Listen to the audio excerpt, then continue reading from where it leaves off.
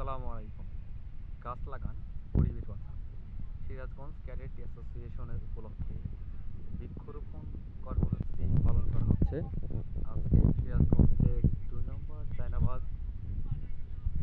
Sirajganj crossbar 2 এখানে দেখতে পাচ্ছেন ফরাজ ভাই এই যে গাছ লাগাচ্ছে, এবং এনামুল, এই যে আতিক আতিক বৃক্ষরোপণ কর্মসূচি চলছে। আতিক দাদা সে অনেক মানে কর্মঠ, দেখেই বোঝা যায়।